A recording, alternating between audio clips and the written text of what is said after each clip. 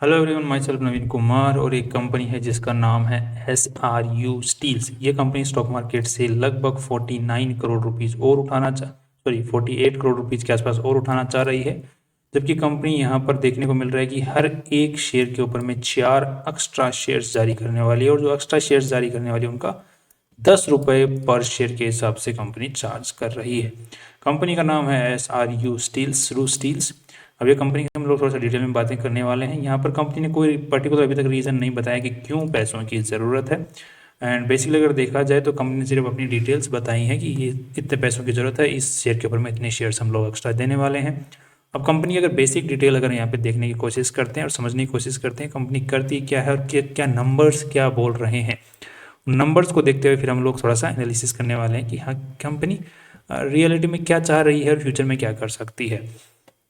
अगर यहाँ पर कंपनी की बात करते हैं तो कंपनी यहाँ पे ट्रेडिंग करती है stainless steel and consignment agent. इसका मतलब होता है कि कंपनी माल खरीदती है कहीं और से और बाद में किसी और को बेचती है। और दूसरा कंसाइनमेंट एजेंट का काम करती है, एक्ट्स एजेंट, कंसाइनमेंट एजेंट। इसका मतलब कि बड़ा माल खरीदती है डायरेक्ट जो मैन्युफैक्चरर होती हैं उनसे, और बाद में डीलर्स डिस्ट्रीब्यूटर्स को बांटती है, थोड़ा बहुत बीच में कमीशन रखती है।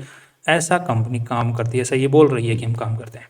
नेक्स्ट अगर देखा जाए तो अब कंपनी का आज के दिन जो प्राइस चल रहा है वो 10 रुपये पर शेयर के आसपास चल रहा है। पूरी कंपनी की जो वैल्यू है वो 64 करोड़ रुपए लगाई जा रही है। तो क्या ये 64 करोड़ रुपए इस कंपनी के लिए ठीक है, ज़्यादा है कि कम है? मुझे तो कम ही लग रहा है, सॉरी ज़्यादा ही लग रहा है कि बहुत ज़्यादा है इसके लिए। नेक्स्ट क्यों बोल रहा हूँ मैं ऐसा, इसको देखते हैं। अभी यहाँ पे कंपनी का चार्ट को अगर समझने की कोशिश करते हैं तो कंपनी का चार्ट 2023 जून में 26 रुपये के आसपास में था, लगभग 30 रुपये के आसपास, क्योंकि ये लाइन चार्ट नहीं है, सॉरी ये लाइन चार्ट है, कैंडल स्टिक चार्ट नहीं है, तो 30 रुपये के आसपास में था और अभी 10 रुपये के आसपास में है। दैट मीन्स कंपनी का स्टॉक ऑलरेडी 60% के आसपास में टूट चुका है।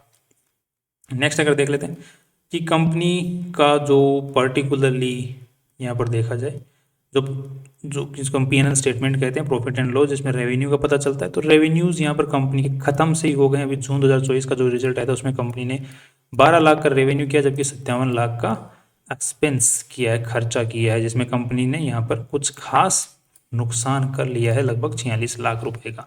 और पहले भी जब कंपनी यहाँ पे कुछ रेवेन्यू जनरेट कर रही है तो एक्सपेंसेस इतने ज़्यादा हैं कि कंपनी कुछ खास प्रॉफिट कमा नहीं पा रही है। 8 लाख, 9 लाख, 12 लाख, 14 लाख, इस टाइप से कंपनी नेट प्रॉफिट्स निकाल पा रही थी। तो कुछ खास यहाँ पर निकाल नहीं पड़ रही। क्वार्टरली और ईयरली बेसिस के ऊपर में देखा जाए तो कंपनी 30 लाख, 29 लाख, 30 लाख, 94 लाख, 44 लाख, इस साल TTM बेसिस के ऊपर में 12 लाख नुकसान में बैठी हुई है। कुछ खास प्रॉफिट्स, जिस तरीके से कंपनी का जो साइज है उस हिसाब से प्रॉफिट्स कुछ खास है नहीं। नेक्स्ट अगर आप देख लेते हैं कि कंपनी की जो बैलेंस शीट है वो क्या बोलती है, तो कि जो कंपनी का शेयर कैपिटल वहाँ पे 8 करोड़ रुपए 2023 में था, फिर कंपनी ने एक बोनस जारी किया 2023 में, और यहाँ पर कंपनी का शेयर कैपिटल बढ़ गया क्योंकि रिजर्व वाला जो पैसा है वो ट्रांसफर हो गया शेयर कैपिटल के अंदर में। और यहाँ पे जो कंपनी की कुछ खास कमाई अभी भी नहीं हुई है। यहाँ पे जो शेयर कैपिटल जो है इसको बढ़ा लिया गया, मतलब ऑथोराइज्ड कैपिटल है उसको बढ़ा लिया गया है। ऑथोराइज कैपिटल बढ़ाने के बाद में कंपनी की शेयर कैपिटल बढ़ गई, और शेयर कैपिटल बढ़ने के बाद में अब कंपनी ऑथोराइज कैपिटल बढ़ने के बाद में अब राइट इशू लेके आई है। राइट इशू के थ्रू कंपनी हर एक शेयर के ऊपर में 4 शेयर एक्स्ट्रा दे रही है, और 4 शेयर जो एक्स्ट्रा दे रही है उनका 10 रुपये चार्ज कर रही है।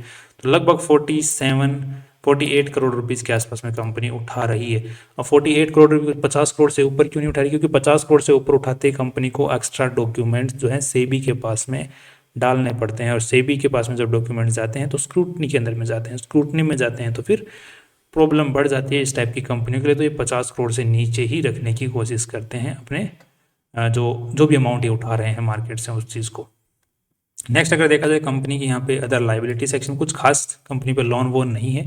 14 करोड़ की पूरी बैलेंस शीट की साइज है, जिसमें सारा का सारा जो पैसा है वो है कहाँ, कंपनी ने लगा कहाँ रखा है पैसा, वो मेन चीज़ है। तो यहाँ पर जो कंपनी ने मेन पैसा लगा रखा है दैट इज लोन पे दे रखा है पैसा, शॉर्ट टर्म लोन। अगर कंपनी की हम लोग यहाँ पे भी चेक करते हैं तो यहाँ पे लोन पे पैसा दे रखा है सारा का, मैक्सिमम जितना भी 90% के आसपास में पैसा है।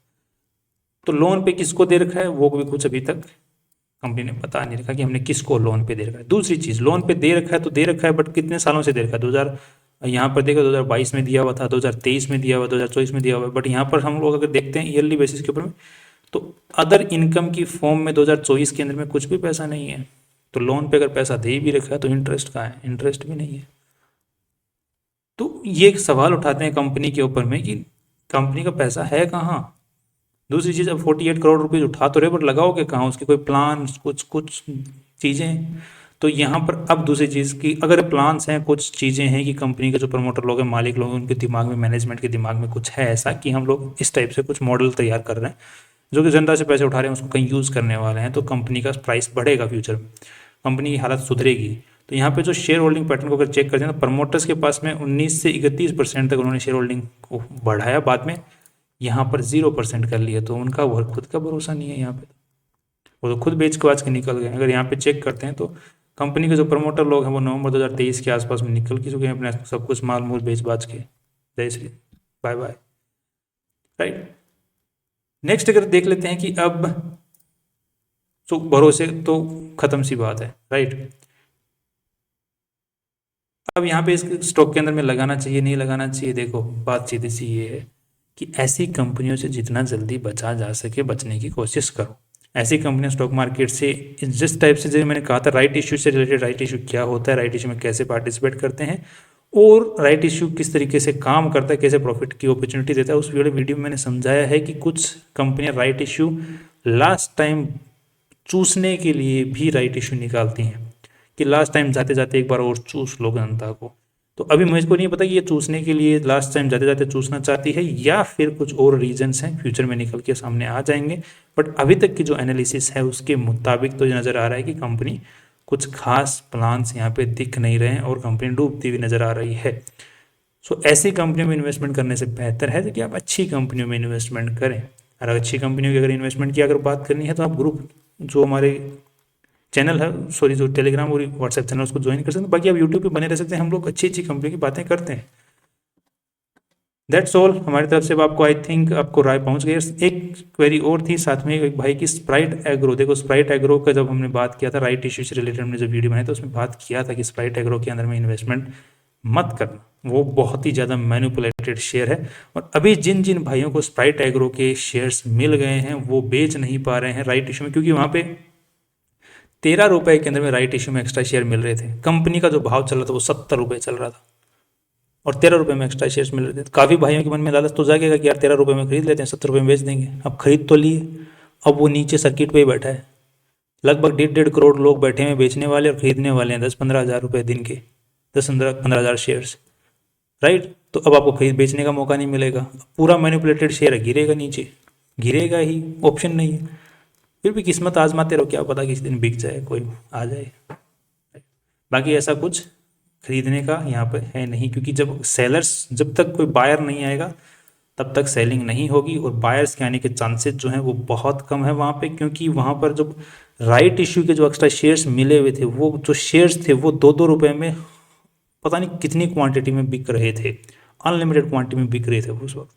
तो बेचने वाले कौन थे, मतलब बहुत सारे लोग जो है उस लेवल के 15 रुपए के आसपास के लेवल में, 13 रुपए के लेवल में भी निकलने को तैयार हो रहे थे, अपने शेयर्स निकाल रहे थे। दैट मीन्स उनको पता था कि ये शेयर सस्टेन नहीं कर सकता, उस प्राइस को पूरा मैनिपुलेटेड है। अगर आप ध्यान से उस वक्त भी आपने चीज़ ऑब्जर्व की होती तो राइट इश्यू में जिन भी भाइयों ने पार्टिसिपेट किया था उन्होंने पक्का ही देखा होगा ये चीज़। सो राइट इश्यू स्प्राइट एग्रो के अंदर में बेकार कंपनी है, मैनिपुलेटेड प्राइसेस हैं, बिक जाएँ तो बिक जाएँ, रोज अप्लाई करो सेलिंग का, और ना बिकें तो ना बिकें। जय किस्मत, जय किस्मत। और इस ISRU स्टील, इसमें भी सेम सी ही हालत है। और ध्यान रखिएगा कंपनी का यहाँ पे 10 रुपए के आसपास में कंपनी और शेयर्स उठा रही है, कंपनी का जो भाव चल रहा है वो खुद 10 रुपए चल रहा है, तो एक्स्ट्रा शेयर्स लेने का फायदा क्या है भाई? कंपनी अच्छी नहीं है, ये प्राइस भी ठीक नहीं है, फ्यूचर प्लान्स कुछ है नहीं, बंद होने के कगार पे बैठी हुई है। So overall that's so I hope कि आपको जो चीज़ है वो समझ में आ गई। बाकी आपको कोई भी डिसीजन लेना है पॉजिटिव नेगेटिव अपने फाइनेंशियल एडवाइजर को पूछ के और एनालिसिस करके ही लेना है। बाकी मुझे जो मैसेज देना था मैं दे चुका हूँ। दैट्स ऑल, कल फिर मिलते हैं नई इंपॉर्टेंट वीडियो के साथ में। सी यू टुमारो।